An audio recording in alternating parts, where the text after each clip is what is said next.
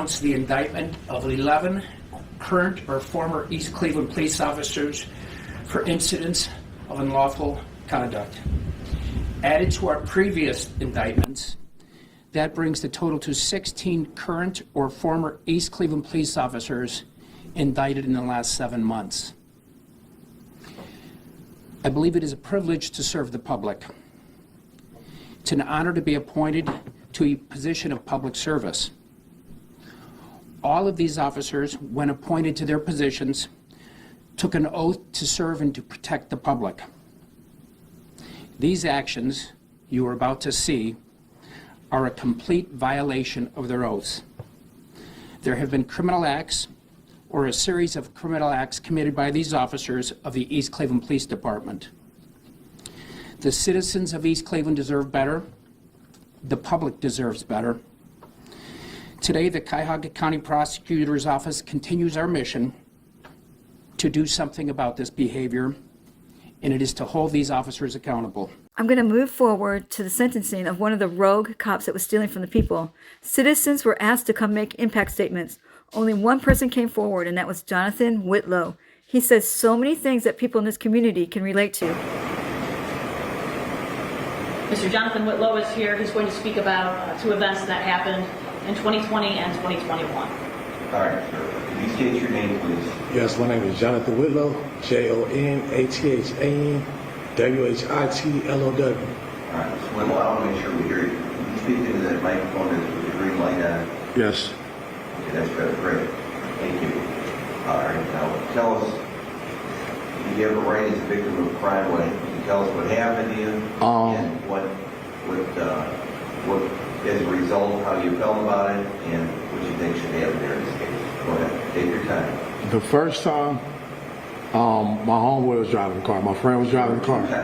It was 2 times. Well, it was actually 3. The second time he didn't get nothing because I ain't have nothing. The first time. Tell me the first time. The first time he pulled me over. When about was this? This was November 2020, I believe, around that time. Okay.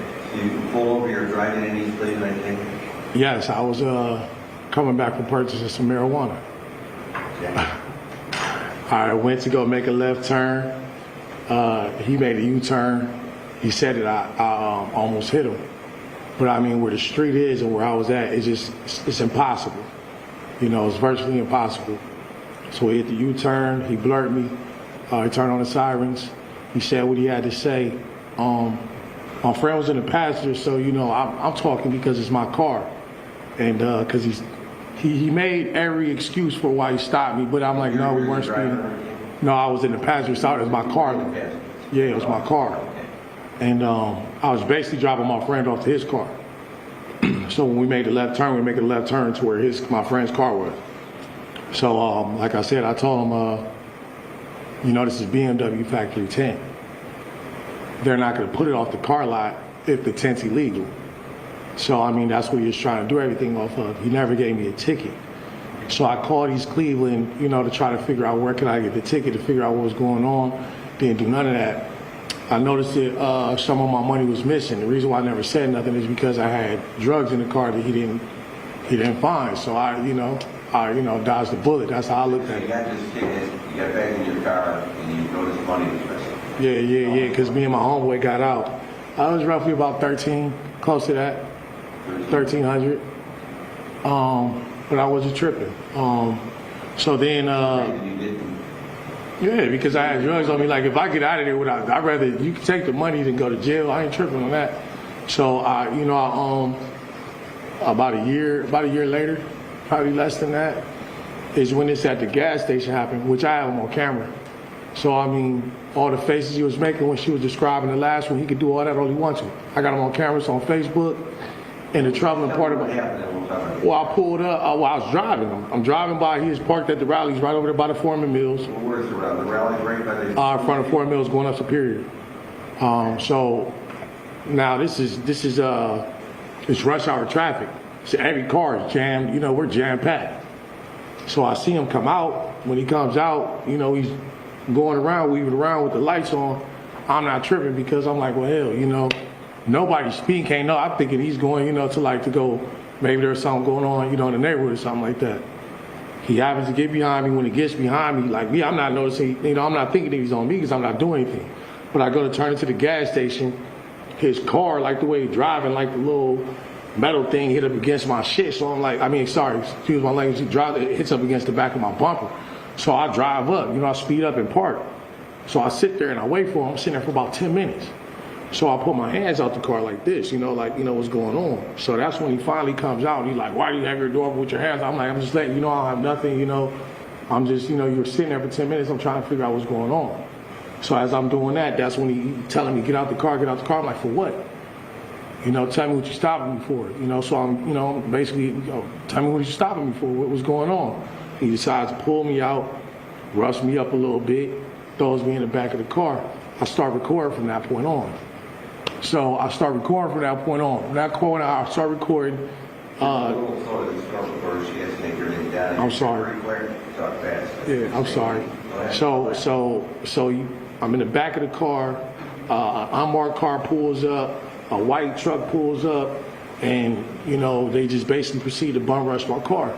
When I go into him, I believe the other guy was Alfonso Cole. There was some short white guy in a white shirt.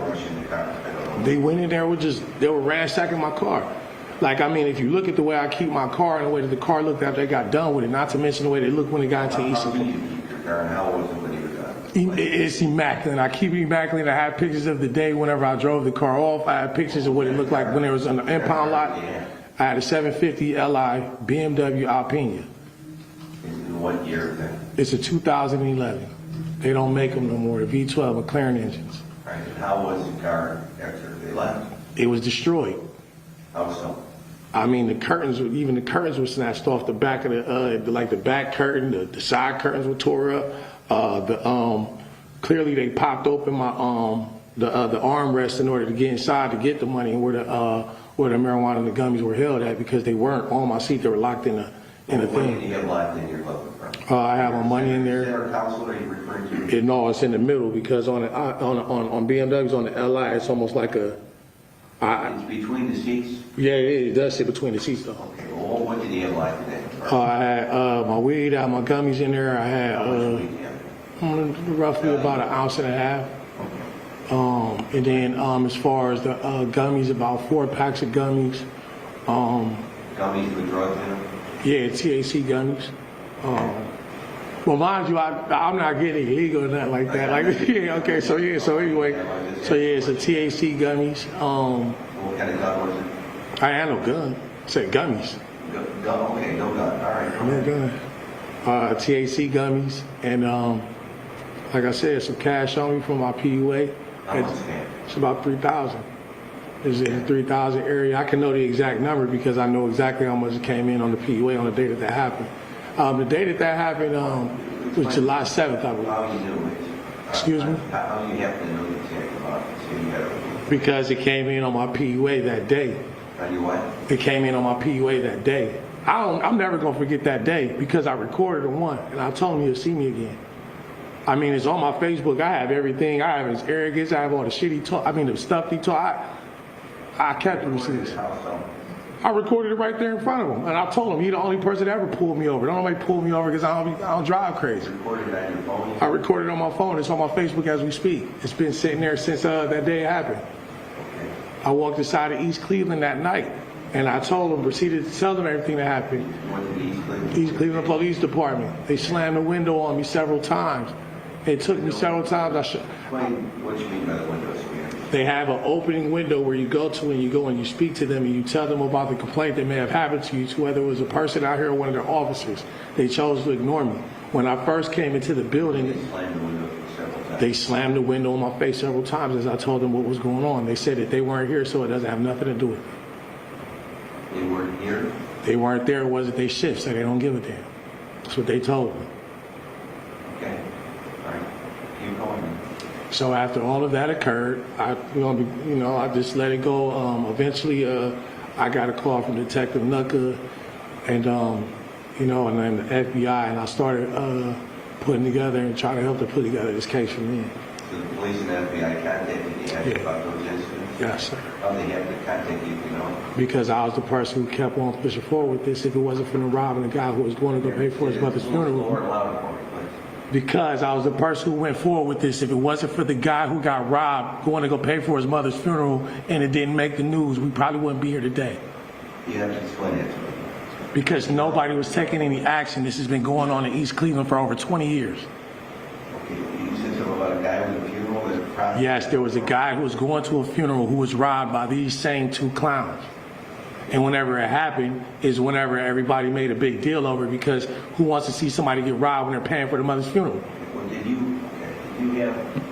Did that prompt you to go, or that just... No, I had already went prior to that. I walked all through East Cleveland building. I could have let off a damn bomb there and wouldn't have nobody known, because they weren't in there. They didn't give a damn. They weren't doing their jobs. Okay, so you said a third incident. Is there a third incident? Or... That is the third incident. The second incident, he didn't take shit from me because I ain't have nothing. Okay, well, tell me about that. He just pulled over and asked me about my tent, told me to get it taken care of, and he was gone. And who was that? Him? Willie Warner Sims. Okay, him and who? It was just him by himself. Every time he gave me, it's him by himself. Give me the circumstances that...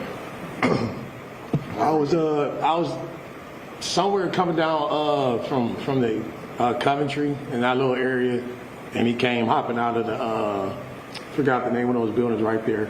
It's right across from where that you'll see like What is near there? What store or... There's not a store, nothing. It's just a building right there. I mean, it's in between Forest Hill or not Forest Hill. Yeah, I believe that's Forest Hill and Coventry. Okay, so what happened? Nothing. Like I said, he just pulled me over. Well, how did he know you didn't have anything? Because he checked the car. He did everything he did. And nothing came up missing because I didn't have it. And keep telling me what happened. They just pulled me over and he did the normal search that he normally does. Which was? He'll pull you over, says that you're speeding. If you debate that you're speeding, he'll say something else. And then when you debate that, he'll go to the tent. And then he'll pull out his little thing, check the front of the tent, you know. And you say that he searched... And then he'll pull you out the car. Yeah, because I mean... Where were you when he searched the car? I was right there. I was driving down Forest Hill. No. I mean down Were you in the Superior police Hill. car? Or were you No, I wasn't in a police car. I was standing outside of it. Okay. And did he say he knew what he was looking for, or you asked him? No, he doesn't. They don't say what they're looking for. Okay. Did you have any further conversation about the search? I cussed them all out every time I see him. So, you say he found nothing in life. Nah, I didn't have nothing to take, so he left. Did you get a ticket that day? No, I didn't get a ticket. I told you I never got a ticket from this man until that last time whenever I was going off like that on him, and that's when I finally got the ticket. And whenever I went to East Cleveland, they dismissed it. Okay, all right, thank you. So, the East Cleveland police detective and the FBI contacted you, and you went in, and did you give them information and statements? Yes, I talked to Detective Knuckle on several occasions, and at one point I believe their case got dropped. And somehow, through her, she got it picked up, and that's why we're here today. Okay, now I assume you covered the incident, right? Okay. Now you have the opportunity, the third opportunity, to tell me what you think should happen in the case, or what you would like to see happen with justice in your eyes. Do you have such a thing? The only justice is me getting my money back. And another thing is for you all to start paying your officers more so they don't have to steal and rob from us. And where they don't feel like catching a collar is the only reason why they're going to get $1. Because to be honest, that's what it's all about, right? He didn't kill nobody. He didn't beat nobody up. He stole. He's a thief. He broke. That's what happened. And I mean, just to be honest, him going to jail right now, it ain't going to do nothing for me. It's an educated black man. I know he ain't stupid. I know what school he went to and everything. He could have been a legitimate leader in our neighborhood. But what I feel like is due to circumstance, he felt like he had to do more to achieve more, to have more. I feel like that a lot of times too. And that being said, I feel him. I understand. I get it. It's not saying that he's right. He did a whole lot of wrong. All right, let's switch now back to restitution. Requesting restitution. Do you have an amount, counsel, for that? Yes, so the original amount reported for that first incident, and I believe he echoed it today, We'll call it the November 8th, 20th. Okay, go ahead. was $1,300 is what. All right, we would go with the minimum, right? 13, 14, that's what we'll go with the minimum. Yes. All right. And so what was initially reported, and just for clarity, Detective Nukta, who he's referring to, is a Cuyahoga County Sheriff's detective. So what was reported there was $781, along with those other items. So today he mentioned $3,000. I don't have that number. That number was not presented to the defense counsel. It was that $1,300 plus the $700. I didn't get my car back either, though. They chopped that up. When I went to EC, Which car and when? the BMW, when I went back there after I got done with the investigation with Detective Nugget, the sergeant said, okay, now I can come get his car because my car was under investigation. When I went back to get my car. Was he 20 or 21 incident? I mean, this is the incident from the last time he stopped me, the BMW. 21. Yeah. I mean, no, that's 2000, yeah, 21, July They 7th. took your car. Yeah, they took the car.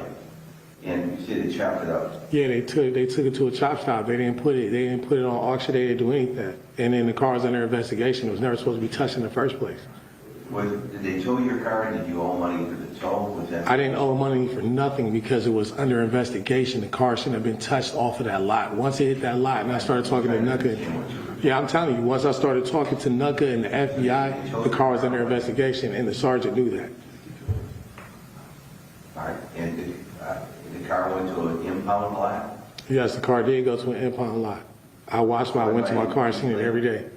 Or operated for East Cleveland? I believe that was through, I don't know if it was East Cleveland's clearly, but Kuffner is the people who had it, but it was definitely on East Cleveland's pound lot.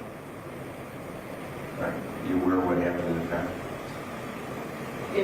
Is the person you know of? No, I mean, he has told me that he believes it was destroyed because there was no record.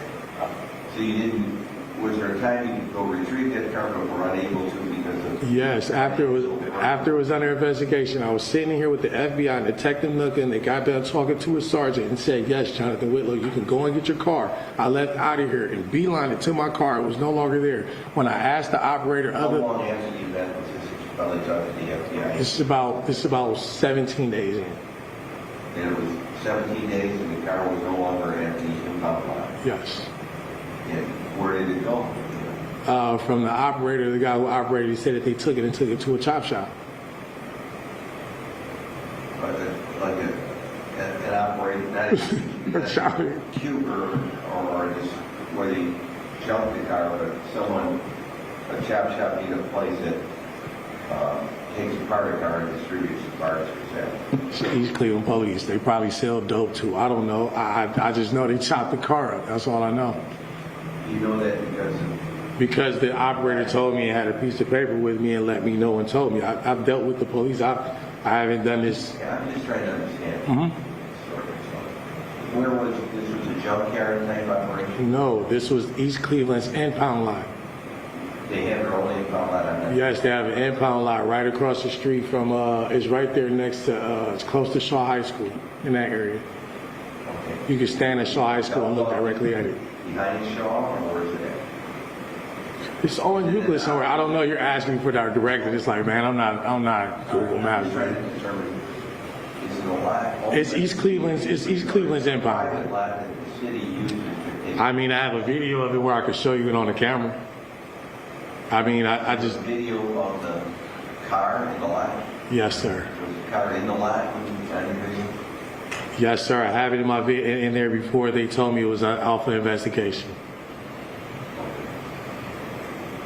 All right, so is restitution requested for the vehicle being done? It was not part of the agreed plea package. All right, that would leave you in that regard seeking satisfaction to the civil lawsuit. Is that the alternative there? I believe so. All right, so you're going to have to consider that and talk to an attorney and decide what's going to do. Like I said, the only thing for all of us, Or the city might have. but nobody's getting their money back. We keep suing these people and we're not getting any money. They don't have any money.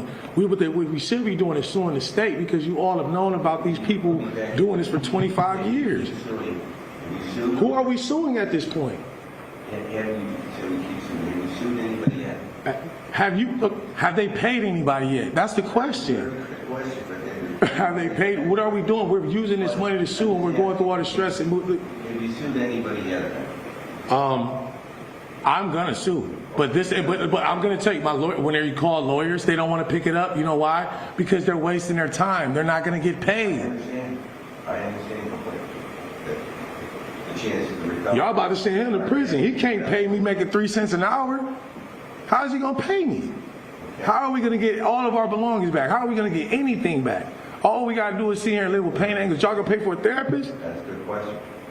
Okay, so the restitution request for this victim in this case is from the state is $1,300, and the one event $781, and the other. So all I can tell you is on your BMW or your car complaint, you can file a complaint, and you'll evaluate it of the difficulties that will be applied. I'm sympathetic to your plight, but that's how it stands right now. Okay. So now let's go to the final issue. You want to say anything more about it? That sentence. I mean, my thing is I'm going through enough of myself because of the things I got to do with police. I don't trust them and I don't like them. If you can tell by me just being right here, I'm getting agitated because I spent too much time in this building. My thing is this right here. It ain't just black people, it ain't just white people. The black cops actually act worse when they pull us over because these motherfuckers act like they never had power a day in their damn lives. And my thing is this right here, man. For me to sit up there and walk around every damn day and have to deal with having to worry about a cop pulling me over and me getting smashed, getting slammed over the head. And these dudes get to do what they do and then go to PC. He about to go to PC, he ain't about to get it in like none of the real gangsters. And that's the problem with all this. So my thing is, if you're gonna do them, if you're gonna do them in, do them in. Because I don't care about this man going to jail. I want my money. That's what I want is my paper. This ain't gonna solve nothing. It ain't gonna solve anything because guess what? Right now as we speak, it's another cop committing police brutality, whether he black or white. And guess what? He gonna get a slap on the wrist. He gonna go there and be sitting up there with curly Sue, braiding hair. You know, that's what's going on with him. All right, thank you, sir, for stating that. I want to ask one thing. Hold on.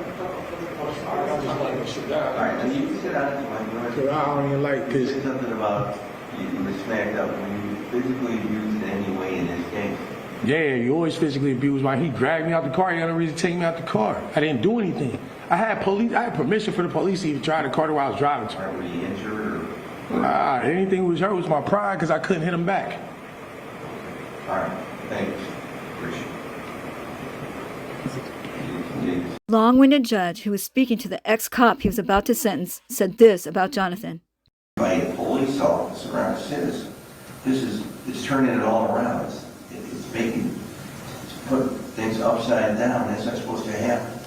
The one person that the public should be able to have confidence in, the one person who's out there for, or persons, would be your emergency service people, your police officer, your detective, your fire officer, your firefighters, your EMTs. They're to help you. They put their lives on the line for people. We give respect. Even the fellow here, the victim with a criminal record who testified and who's had, dealings in the past with the courts, many dealings, he respected the police. And he said, you dragged him out of the car, he wanted to fight you back, but he couldn't. You were a policeman, and you got a gun. And we give you a gun, the police officer gun, we trust you. These are the one trusted agency with the gun. We don't give them to the other agencies, just to the police officer. We give training, lots of training. And the throw pot in on the job training, how to handle a gun, when to use a gun, when to pull the gun, all the dangers with the gun, and how to be so careful with it and use it authoritatively, in a very careful way. And to use it, and so the irony here is, here's this guy who's been in and out of trouble, who showed respect for the law, and then the policeman's robbing him. It's turned all around. It's putting standing justice on his head. You shake the trust of the citizens and terrify the community. The community is already in bad shape. It's one of the most dangerous, high crime areas in the state, in multiple states. The chance of being a victim in that crime in that city exceed any other city that I'm aware of in the state. The poverty level is astonishing. The amount of abandoned houses and depopulation that's taking place. I know no other city in Ohio even close to it. Nothing compares. And part of that is this culture of corruption that you were a part of.